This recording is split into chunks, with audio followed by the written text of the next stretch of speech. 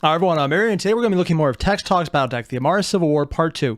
This is the 999th episode we've done of this, and if you happen to know the real number, thank you, because I have lost all count. We're just going to jump right in. We are starting Part 4 of the video, Terra. And oh my god, Tex has been building up to this to such an extent, going into the drone ships, the orbital defenses, and honestly, things that are kind of just insane in the complexity of what would be involved in the literal forces necessary to engage some of these concepts. And considering it's Battletech, the people who behind this, they probably have an idea exactly how bullshit they're describing it. Hot damn, man. So we're going to jump right in and see how probably fucked up this gets on Terra itself. I don't have the slightest clue. No one has mentioned anything about this. People mentioned the drone ships. They mentioned orbital defenses. They mentioned dropping in. No one has said anything about Terra. We're going to find out. If you haven't already, there's a link below to the original video. Hit it up. And when you're done, don't forget to leave a like, comment, subscribe. Let's jump into it. Step 1 was to destroy the orbital battle stations guarding the jump points. For Kerensky, it was a welcome challenge. Oh. Kerensky had made a career by embracing creative problem solving. He probably already thought of this. Kerensky took 20 jump ships loaded to the gills, carrying between them a sum total of 60 dropships. Each dropship was stripped of weapons, packed with extra armor and craploads of explosives. Wait, the dropships are armed? I mean, that... Sorry, I've been playing a lot of the Battletech game, and I'm just used to the dropships being the thing that land, and then they get out, and you can't touch them because of the amount of armor on them. Minus plot-related contrivances where they suddenly blow up and then they didn't blow up. Still don't doubt a bit of that, but whatever. And now I'm just thinking, okay, so beforehand, these things were armed heavily and had room to add more armor already. How... I was going to say just how bullshit were they, but no, this is Starleak era. The answer is yes. And then autopiloted into kamikaze attacks en masse to destroy the stations. And there was the goddamn drone wait, he did what? Armor and craploads of explosives. Oh, wait, why would he armor if they've... Oh, the armor becomes containment for the explosion, which actually compresses it, so when it does burst out, the armor itself then becomes a projectile. Oh, I just want to hear that entire bit again. That's bullshit. Each dropship was stripped of weapons, packed with extra armor and craploads of explosives, and then autopiloted into kamikaze attacks en masse to destroy the stations. Son of a bitch. And there was the goddamn drone fleet to worry about. He literally had his own drone fleet. On the drop points, Kerensky would be cut apart piecemeal if his forces arrived. Two ships cannot occupy the same point in space, so jumps would have to be staggered. If the fleet arrived... Okay, this is more just my own ignorance of Battletech. Two things can occupy the same space. Okay, that makes sense. Why? There's two ways this could happen. One, physics just push you to the side and things go bad. Like maybe side is you just misjump into a star or the nearest gravity well or something like that. Or is it spontaneous nuclear fission? Both are bad, but maybe being pushed aside isn't as bad as nuclear fission. I'm assuming because they never do it, I'm assuming fission. I'm kind of wondering now why more people haven't intentionally kamikaze... Oh, okay, I was going to say intentionally kamikazed planets they didn't like if they were absolutely evil assholes like Amaris. And at this time, I'm honestly surprised Amaris hasn't tried that. Just give wrong directions to pilots he doesn't really care to survive and say, hey, go fuck up this location. Don't worry, you'll arrive safely. In anything after this, I'm assuming the reason is because why would you waste a freaking jump ship? Which makes sense when they, as far as I know, most of the timeline after this can't make more. After the first and second succession wars and prior to the clans and then just all the fuckery that follows after that. Interesting fuckery, I'll add, but still. One by one, they died to the drone ships and their firepower so you got to get around jump them, right? points. So, at this point, a sacrifice was needed. Volunteers from the SLDF Navy formed a separate flotilla, and they jumped to a dangerous pirate point in system and act. Ew! I am only aware of what that means. because, again, I've played the video game. And the video game makes it much easier because plot. Here, though, pirate points are the moving stations at Lagranges rather than outside of the actual system. Because planets move a lot faster than, well, galactic clusters. I'm not actually saying the actual solar system itself, because technically that would move with the system, so I guess a cluster is more effective. So it doesn't functionally move based on how we perceive time. But planets rotate reasonably fast, because even the ones further out, they still move really damn fast, just comparatively. Yeah. You gotta be really damn good at math to do that. On the other hand, if they have a working HPG link and they were close enough for that to matter, they probably could get up-to-date real-time updates on exactly where the Lagrange point is and then calculate where it would be. So it wouldn't be impossible, but I'm assuming that if you're far enough away that you need this, you don't want to also pay for a HPG connection for faster-than-light telecommunications. Also in modern time, because I was going to say Starlink, but Comstar is like, no. But in this time, it's more probably because you're not going to get that.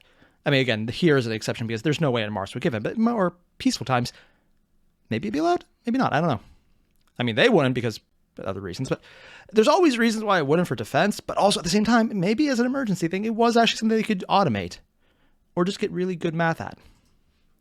Risking misjumping into God knows where. This flotilla had one objective. They say God knows where. That doesn't. Pull the drone fleet away from the jump points and take as many as they could with them. And so they did. Were they a distraction or the actual? The drone task force went down like screaming banshees, cutting a swath through the drone fleet. Warships, kamikaze drone ships cut the fleet to pieces.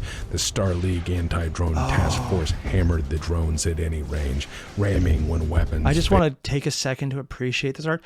A lot of Battletech art for ships is kind of similar. It's big, bulky, very spherical, almost like this one down here. Then they have this thing. I'm just like, you know what? This looks like something straight out of Halo, which is also one of the more functional styles of spaceship. Not so much the Infinity, but some of the other ones. It's actually really cool to see. And this is just freaking cool, man. I mean, I know in functional space combat, you wouldn't ever be close enough to each other to see this, but I don't care. It's cool. If there's one time they're going to make an exception to the realism that they put very heavily into most of Battletech, minus the text, the mechs themselves, I'm okay with it being Starfleet engagements and literally fleets of starships within visible distance of each other. Is it stupid? Yes. Is it cool? Yes. I just love this art. Oh, God. You can even see this one. It definitely has an inspiration from Star Wars. I'm assuming this is newer art because the stylistic differences really are changed. This is way more, considering the very well-organized shadings, it's definitely not the hand-drawn. I'm assuming this is somewhat computer-aided. Still looks really cool, though. Failed sacrificing themselves for their mission. Because they're pulling the drone ships out. The debris field from so that this they can battle get in stretched before they half can be the caught. solar system. In the end, the SLDF anti-drone task force died a glorious They didn't death. need to survive. They just Each need to and be every there ship focused. burned to cinders by thinking machines. However, their sacrifice brought Kerensky an opening. Because thinking machines, that they've even said before, are so good at the one thing they do, you have to be hyper vigilant, are weak to the one thing they're very good at, finding people and killing them. They're just finding them and killing them in the place where everyone else isn't. It's brilliant.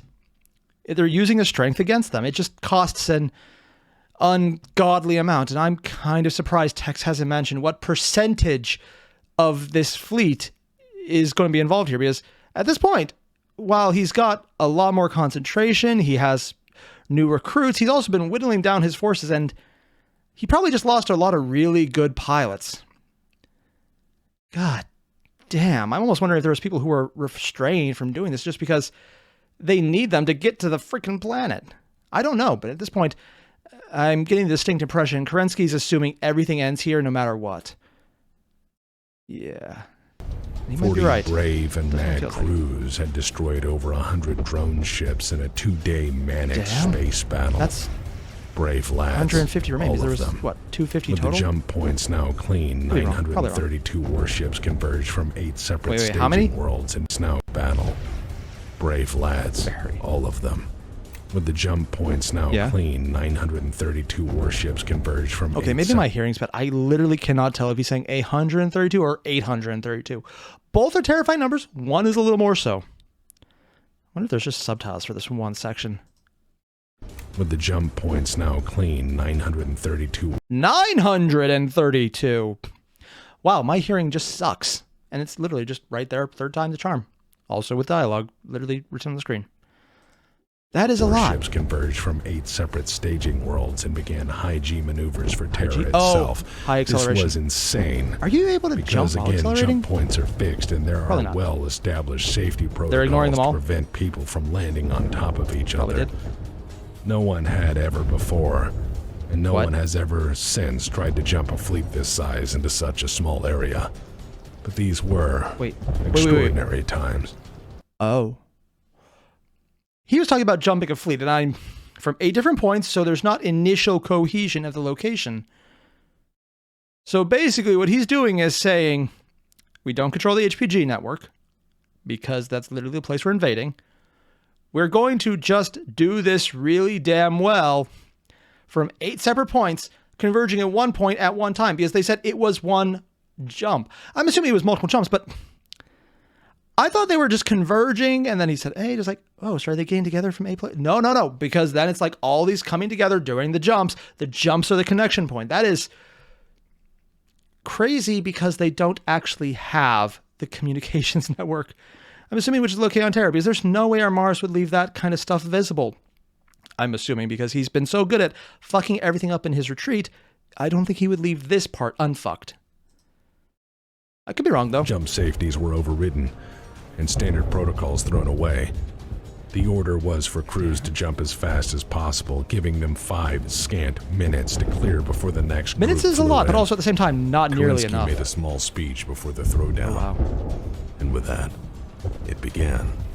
Amazingly, only 20 ships misjumped or had drive failures. What happened? Some emerged inside the other before exploding, and still the SLDF plowed onward. Through suicidal ramming tactics against the remaining drone ships, madman sacrifices, and a willingness to get this final task done at any cost.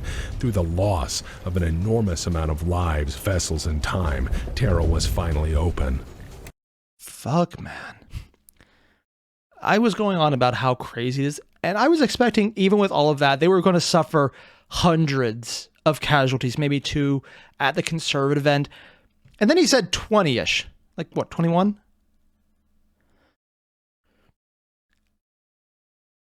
That's bullshit. 900 plus vessels with only 20 losses.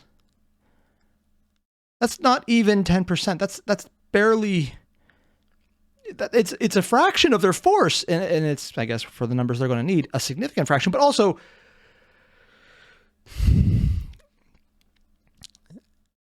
Damn. Yeah, just because this is one of those settings where the victories don't come easily unless there's mitigating circumstances, like in the Periphery, where they stopped fighting and it was just the one guy in the what's his place whose name is going to be what's the fuck. I don't remember. I don't care to remember. But here, this is something where I was expecting there's going to be significant losses before they even get there, and it's going to be a hard-won fight because there's no way enough of them survive because they would have just reestablished Starlink. Something is going to happen. What the hell happens that they just break? Because I just am waiting for the reason Starlink stops.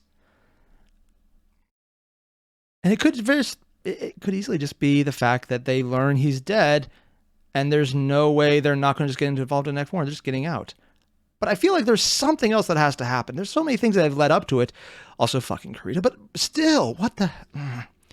Kerensky soon made landfall, taking to the field in his Orion battle. Orion. 30 divisions made the first drop under a canopy of all the aerospace fighters the SLDF had left. All space defense stations were silenced at great cost, and the warships hovered overhead to provide close orbital fire support. Kerensky landed himself to retake his hometown on the Moscow front.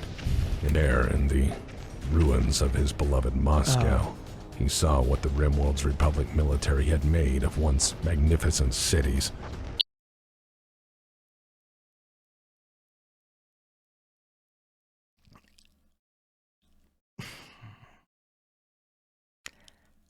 We're just going to leave this one. Needless to say, he was a bit mad at all this. Yeah! And only accepted the surrender of the 33rd Amaris Dragoons after they pleaded with him for mercy. Any mercy. Over 2 hours of sustained government-issue ass-kicking. Among the ruins of his hometown, Kerensky found his family, who had gone underground. Oh, they were still alive? And formed the backbone of the local resistance movement. From this moment on, Kerensky fought with renewed purpose. Oh, they were. He was emboldened because in the ashes of Moscow, against all probability. Okay, one. How big is that? How small? I think that's a Black Knight. Nice. I know I've seen this one before. I don't have the. Oh, that's 2 different mechs. Oh, okay, there's one falling back, and then there's another one being. Okay, I thought that was just one giant mech, but okay, I get it. This art style, when it's this busy, is actually very hard to follow. I was going to say all those that it's cool his family survived, but at the same time, people have told me enough about what comes next that. Yay! They lived. The comment has come up that Kerensky's son Nicholas makes Amaris look sane. I don't like that. He found his family alive and well and realized not all was lost. Most of it was lost. Kerensky ground Europe and Asia beneath his So he's really going for the entire 2 years, planet. breaking Amaris's grip on the world, one division at a time. One city at a time. One fortress and strong point at a time. He's actually taking the world point by point. I really thought he would just go straight for the heart, kind of like Amaris did, but I guess this is just an extension of the entire plan he's been following in space. It's surrounding the enemy so that there's nowhere else that you can be surprised from. What the hell is about to happen? Because there's no way Amaris isn't doing something else just as a final fuck you. Time. From Spain to the Far East, Kerensky still conquered no the hemisphere, anything in the middle of Australia. They have terraforming and still no one lives in the middle of Australia. Resistance. Things got so bad for Amaris's goons that they resorted to using human shields in firefights as a regular battle tactic to slow SLDF operations. Horrible, but by the time Kerensky was ready to deal with Amaris proper, the war on Terra was years old and the planet extensively ravaged from sustained combat without any quarter. Amaris was using any means to slow the SLDF down, with battlefield nuclear ordnance being increasingly common. Amaris was in North America, and Kerensky hit it with landings in Mexico and Alaska. He'd done his best to spare civilian casualties, but now was the time to end this madness. And Amaris will take it now was the time to end Stefan Amaris's reign. Now was the time to capture Amaris and bring him to trial. Why are they? Oh, you can tell this is older art because there's still sea ice around Alaska and the North Pole. Yeah, that stuff's almost completely gone right now. This is supposed to be how many hundreds of thousand years in the future? No. Wow, this was really optimistic.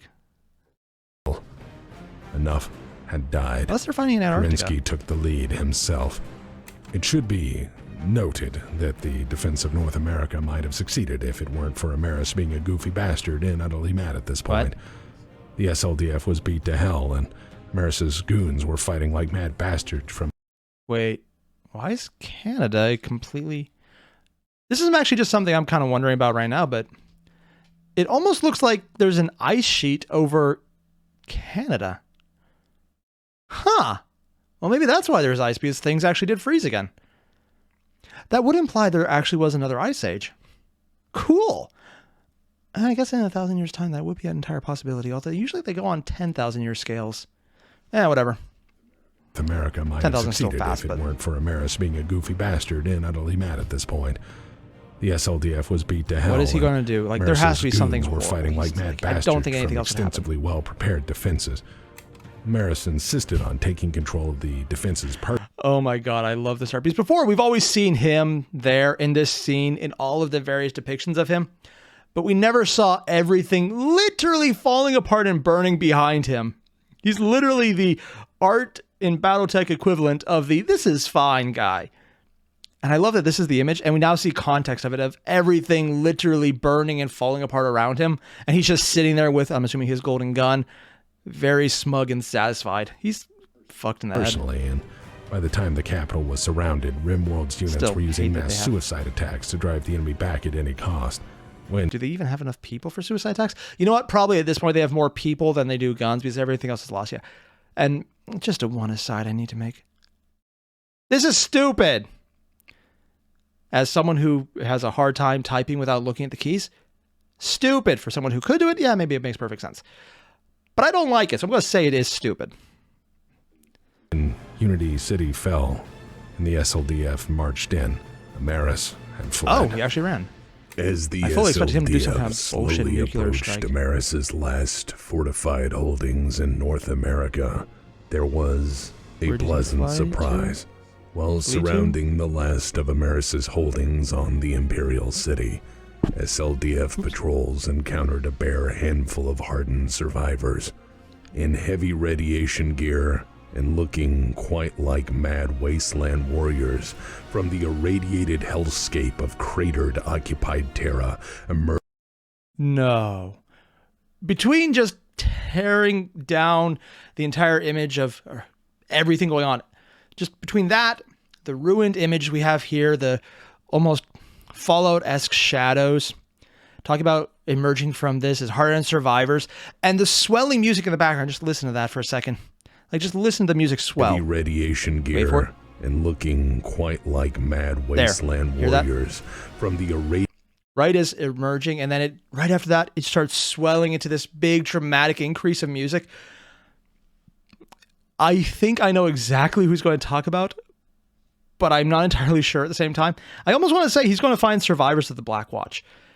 I don't know if that's going to be the case, but goddamn, that would be so freaking cool if they did, because I'm pretty sure all of them kind of ran and never got signed up. I don't know, but this is, I want it to be, because they're hearing the music. We're hearing the music swell, and he's talking about just building them up right now. If a perfect moment just to say, here's the motherfuckers who survived all of this. Please let it be the case. I'm just going to listen to it again. And looking quite like mad wasteland warriors from the irradiated hellscape of cratered occupied Terra emerged hardened freedom fighters. Among them, Elizabeth Hazen and Colleen Schmidt. They identified themselves as the ghosts of the BLACKWATCH. People have told me about Hazen. Not so much about Schmidt, but I've heard of her. And yeah, BLACKWATCH, man. Fuck yeah. Although I will say, the way this picture was edited together, that's kind of fucked up. Just because it looks like, hey, we have a bird, and there's the rest of the bird kind of being eaten by something ungodly. Just the way it's composed, it's fucked up how they added that together. I hope that wasn't intentional. No, we have two different tags. It's two different art pieces. It just happens to work out with the bird. That is some kind of eldritch monstrosity. It kind of freaks me out. I'm not the only one seeing that, right? I'm probably the only one seeing that. And they had a modest request. Fuck Amaris. They wanted a piece of the action. As it turns fucking out, bagpipes, man! You can't kill the goddamn BLACKWATCH. Nukes are merely inconvenient. Through the coup and the brutal realities of the occupation, the BLACKWATCH had... Okay, goddamn, I actually think freaking bagpipes are cool now. How the fuck did Tex do that? Literally, just between this and the last video, I now associate bagpipes with being a badass. I don't even like the sound. They're cool. It doesn't do it for me, but then now they do. Oh, BLACKWATCH Part 2. Fuck you, Amaris. Had been reborn as the ghosts of the BLACKWATCH and had dedicated their entire energies of every waking day to fight Amaris. And this is not just a couple years. This is a long time. Their chief occupation for the better part of a decade had been vengeance upon the usurper. In order, so far they had survived nuclear bombardment, hunter-killer task forces, assassins, and all the mercenaries hired to make them go away. For over a decade, Amaris had been haunted by the sound of bagpipes in his distant memory, and further memories of Central Chargers narrowly missing the opportunity to delete him. For 10 years, Amaris had worried about the possible survivors and had sent his best operatives again and again to wipe them out, and one by one the BLACKWATCH had put them all in the cold ground. God damn, BLACKWATCH. Nothing to say, I just want a second to appreciate this. Just the musical cues here are on point. Going from the swelling orchestral piece then petering out right as it goes into full reveal of who the Blackwatch are, but with the named characters. And now just the background bagpipes as text goes into just how much, and going through a quick overview of what they had to do this, to survive, and how they basically made Amaris' life hell in his seat of power. And with all the shit we've seen Kerensky have to deal with, and these guys are here on the ground where everything is trying to kill them because everyone else has already probably been killed. This is freaking cool, man. And now, on the eve of the endgame, they reappeared to serve once more. They provided Kerensky with incredibly detailed intelligence, noting exact pro-Amaris divisions and operatives, their location, strength, patrol routes, and habits. They'd prepared for the liberation by causing chaos. Yeah. Chaos is cool. Anyone who's watched the previous videos I've done will realize I value intelligence way more than action. Action's good. Chaos is good. Taking out a target is good. Making all of that useless because you just know everything that's going to happen, so your effects are just way magnified out of what they should be, is better. Having good intelligence makes sure that you don't waste resources on targets you don't need to hit. And Kerensky's basically said, we've already won, now here's every single way to mop up. Which is the hardest thing you can do. Normally in an operation, when you win, you do two things. One, you go full on evil and salt the earth, make sure nothing is alive, and basically do how most wars were ended in the first couple thousand years of humanity's history. It was full on genocide because you don't leave survivors. Or you take a measured approach and try and make peace. Sometimes well, sometimes you don't. Making peace really works well. Here, though, they're going salted earth, specifically in knowing exactly who needs to be not alive. But they also know who needs to, so they don't need to question it. They don't need to go into a reign of terror to try and find out. They just know they can find out, and if people surrender, they surrender. But they'll be confronted, and they know people are aware of them, which gets rid of so much of the potential blowback of urban fighting and asymmetrical warfare that could be an issue later on. Which also gets rid of one of the reasons I thought Kerensky might have pulled back, that between the houses and the holdouts, it would just be infeasible to still maintain any order. Why did he leave now? As only they could. And for their last request, they wanted back in the SLDF to take to the field once more and help finish the job. Kerensky said yes. Oh, yeah? The legendary BLACKWATCH mounted up and from there on out participated in the final SLDF military operations to bring Amaris down, serving as a furious sledgehammer force and leading the weary SLDF through its hardest fights. Okay, so this is definitely the art where it exaggerates the size of the mechs to a huge extent. Just because we're seeing how big the people are. We see the bush over here, and the bush comes up to the ankles of the mech. This thing is probably in the 6-story range, and I've been told most mechs are 2-3 stories, most 4 if they're huge, and this thing is easily way above that because you see where the link is, like just the bend, it just is huge by comparison to the models here. But a lot of the Star League era art of the mechs is huge.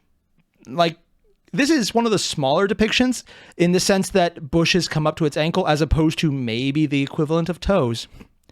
Some of the art is gargantuan in a way that makes 40K look small and inadequate in comparison. Probably intentional, actually, but still, it looks cool as hell. But just one of the things I think probably everyone is aware of, at least to some extent, the huge advantage of just having anyone from the BLACKWATCH take up arms with anyone left, that isn't just a morale boost, that is a morale victory. You haven't just won, you've made it to Earth, you've reclaimed the capital, you're finishing things as they stand, and you have the goddamn people who were able to survive all of that, fighting the entire time, and who nearly killed Amaris, and couldn't be killed by multiple nukes. It is so much to say, we lived, we're going to win, there's nothing that could kill us. it's just a giant morale victory. They don't even need to be good anymore. They just need to survive and be there. And the fact that they are good is just even better. Oh. It is my opinion that these legendary warriors appearing at this very critical moment gave the SLDF that last necessary push to see this through to the very end. In a sense, they represented the greatness of the SLDF, never backing down from a challenge, taking betrayal and even nukes with a laugh, and always coming back for another dose of glorious justice. Through this, the Blackwatch would... They really have 3 fighting mechs and a Highlander giving a thumbs up, walking away from a literal nuclear explosion. Sorry, multiple literal nuclear explosions. What looks like on a night side or a moon. Oh my God. I didn't even know they could do thumbs up. I'm sure it makes sense. They have their articulation joints, but oh my God, really?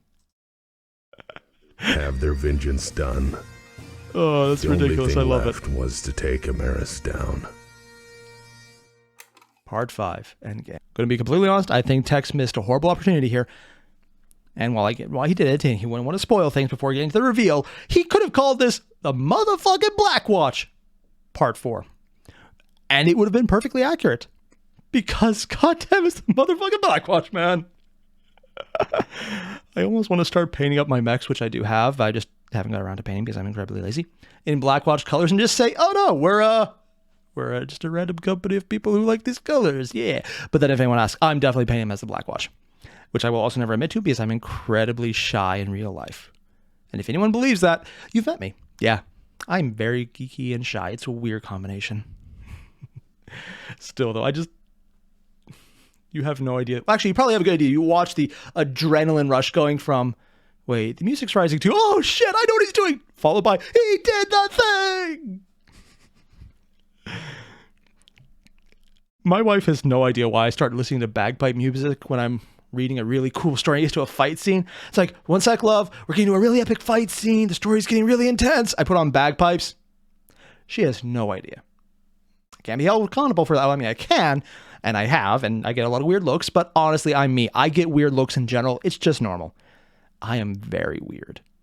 Would you believe I toned it down for YouTube? For everyone who doesn't, bad news. Yeah, I kind of do. I'm worse in person. So yeah, I'm going to cut this one here because I want to see just what happens in part 5 with the endgame, because I have a suspicion it's not going to be as cool, this is awesome, endorphins, woo, as this last part was. Yeah.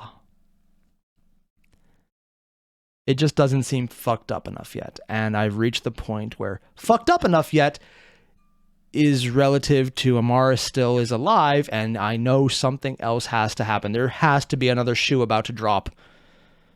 Yeah. So all the same, if you haven't already, there's a link below to the original video from the Black Pants Legion and Tex. Hit that up. And when you're done, tell me who the hell is a pilot voiced by Tex in HBS Battletech's game. The harebrained scheme, I can't speak today. Harebrained scheme, game. Because I know he voices a freaking, pilot. I'm pretty sure it's one of the recruitable ones, I hope. Someone tell me, because I would love to get that. That just is awesome. And then, don't forget to leave a like, comment, subscribe. I'll see you guys in the next one. Adios.